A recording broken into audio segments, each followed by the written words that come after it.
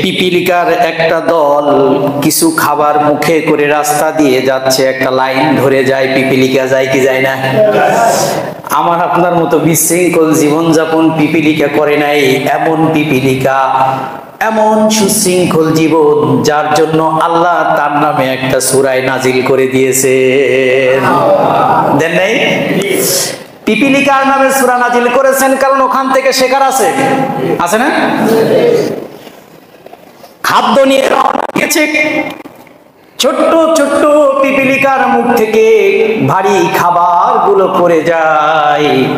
উসমান রাদিয়াল্লাহু তাআলা আনহু খাবারগুলো আবার টুকায় এনে খাদ্য গুদামের ভিতরে রেখে দেয়।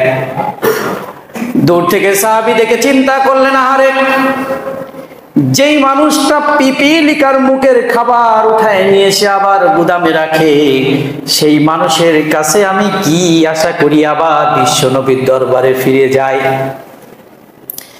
রাসূলুল্লাহকে গিয়ে বললেন, ইয়া রাসূলুল্লাহ, ইয়া হাবিবাল্লাহ, এমন মানুষের কাছে আমারে পাঠালেন, এই এই ঘটনা আমি দেখে আসলাম, চাক্ষুষ প্রমাণ।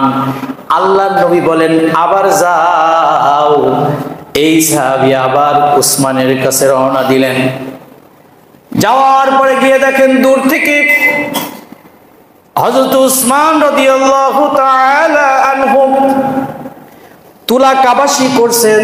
কাবাসি করতে গিয়ে কিছু তুলা বাতাসে উড়ে যাচ্ছে, নেটগুলো ভেদ করে বের হয়ে যাচ্ছে। ওই তুলাগুলাকে ধরে ধরে আবার নেটের ভিতরে রাখছেন। সাহাবী চিন্তা করলেন, যেই মানুষ সামান্য তুলার লোভ সামলাতে পারে না, ওই মানুষের কাছে আমি কি পাবো?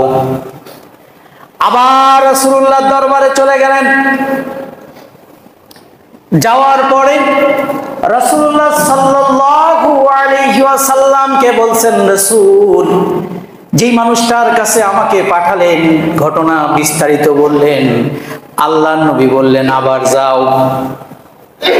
সাহাবীরা, যেহেতু নবীর আদেশ, আল্লাহর নবীর সাহাবী আবার গেলেন।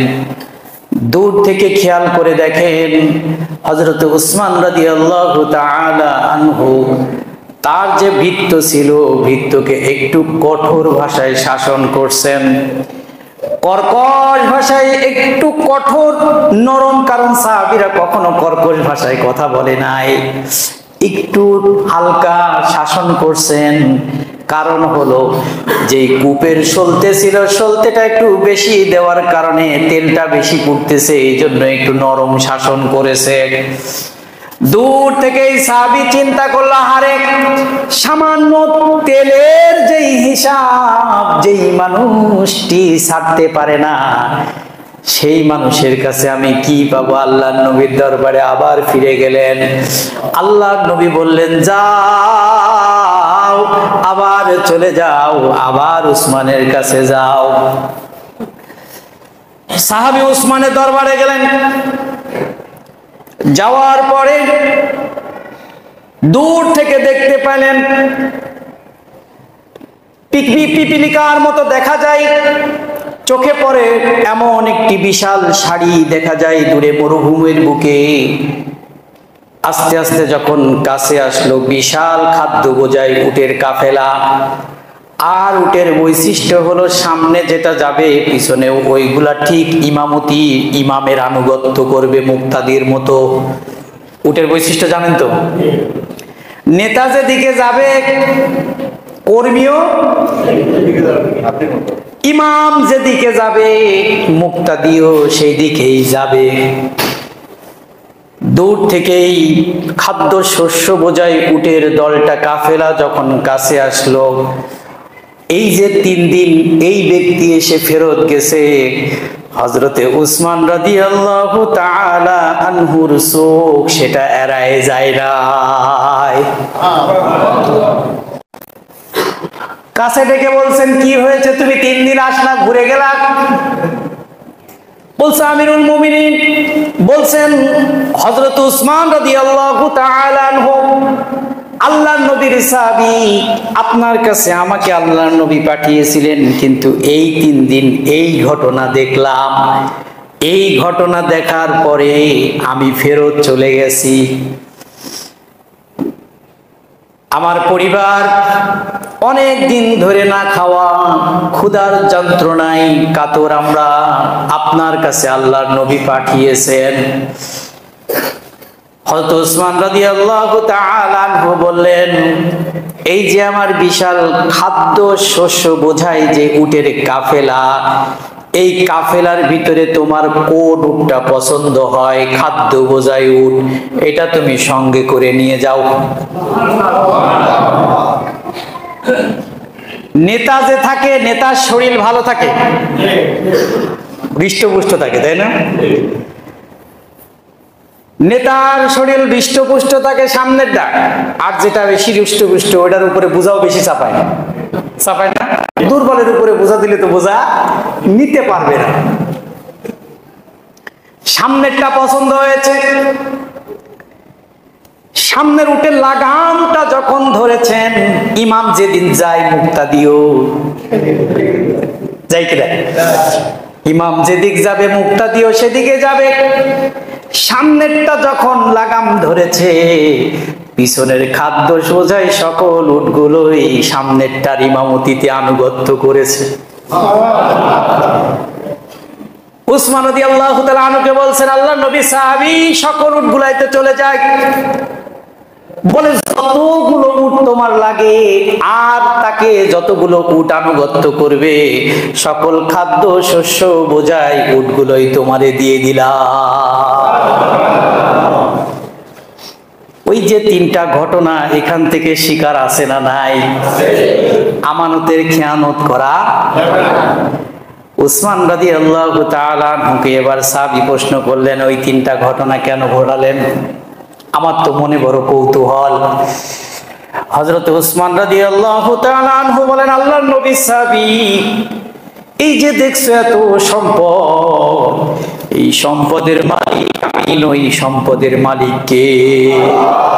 এই সম্পদ আমার কাছে আমানত, এই আমানতের যদি আমি একটু পরিমাণ খেয়ানত করি, আল্লাহর দরবারে আসামি হয়ে আমাকে দাঁড়াতে হবে।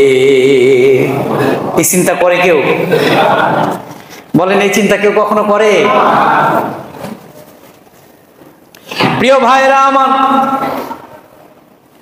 যাকাত ভিত্তিক অর্থনৈতিক ব্যবস্থা যদি থাকে, হযরতে আবু বকর সিদ্দিক রাদিয়াল্লাহু তাআলা আনহু যখন খলিফা হলেন, খলিফা হওয়ার পরে প্রথমেই ঘোষণা দিলেন, রাসূলুল্লাহর জামানায় যারা একটা বকরির রশিও যাকাত দিত, তারা যদি আজকে যাকাত দিতে অস্বীকার করে, আমি আল্লাহর নবীর খলিফা সাহাবী আবু বকর তার বিরুদ্ধে যুদ্ধ ঘোষণা করলাম।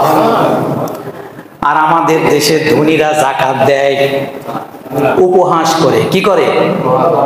উপহাস করে। যাকাত দিতে গিয়ে যারা যাকাত নিতে যায়, আহারে অনেক মানুষ পায়ের নিচে পদদলিত হয়ে মারা যায়, যায় না?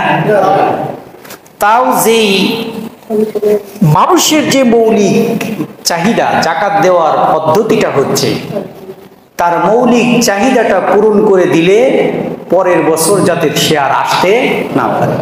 আর আমরা গাউসিয়া মার্কেটে চলে যায়, বড় বড় যাকাত দাতারা, সেখানে বস্ত্রালয়ে রমজান মাস আসলেই আলাদা একটা লিফলেট দেখতে পাবেন, এখানে যাকাতের কাপড় পাওয়া যায়। কিসের কাপড়? তার মানে সাধারণ পরার কাপড় একরকম, আর যাকাতের কাপড় আরেক। একটা ধোয়া দিলে, যাকাতের কাপড়গুলো একটা ধোয়া দিলে ইজ্জত রক্ষা করা দায়, ঠিক না? যাকাতের কাপড়গুলো দেয়, যে আসে তাকে ফেরত দেয় না। চারিদিকে জয় জয় রয় রয় রব পড়ে যায়, অমুক যাকাত দিচ্ছে, অনেক শাড়ি নিয়ে আসছে, কয় না? অনেক বলে না? কিন্তু যেটা আপনাকে দিল, একবার পরার পরে ধুলে মাপ থাকে না, মারটা যখন চলে যায়, আপনার ইজ্জত রক্ষা করাই দায়। লুঙ্গি পরছেন কি পরেন নেই, শাড়ি পরছে কি পরে নেই, এটা আসলে উপলব্ধি করা যায় না। এই যাকাত দেওয়া আর না দেওয়া এটা জাতির সাথে উপহাস করা। অর্থনৈতিক যাকাত ভিত্তিক অর্থনৈতিক ব্যবস্থা যদি থাকে, যারা দুস্থ থাকবে রাষ্ট্র তাদের দায়িত্ব নিবে বাইতুল মাল থেকে। একটা ভিক্ষু কারোর কাছে ভিক্ষার থলি পাবে না, রাষ্ট্র তার সকল দায়ভার, রাষ্ট্র তার সকল দায়িত্ব গ্রহণ করবে। এটাই হলো যাকাত ভিত্তিক রাষ্ট্র ব্যবস্থার অর্থনীতি। সুবহানাল্লাহ। রাসূলের জামানায় এটাই ছিল, যেখানে আপনি জবাবদিহি করতে বাধ্য, রাষ্ট্রপ্রধান জবাবদিহি করতে বাধ্য ছিল। সুবহানাল্লাহ বলবেন না? হযরত আবু বকর সিদ্দিক রাদিয়াল্লাহু তাআলা আনহু কাপড়ের ব্যবসা করতেন। খলিফা হওয়ার পরেও কাপড় মাথায় করে, কাপড়ের গাঁটটি মাথায় করে ব্যবসার জন্য রওনা দিয়েছেন। সাহাবীরা বললেন, আমিরুল মুমিনিন, আপনি যদি ব্যবসা করেন রাষ্ট্র চালাবে কে?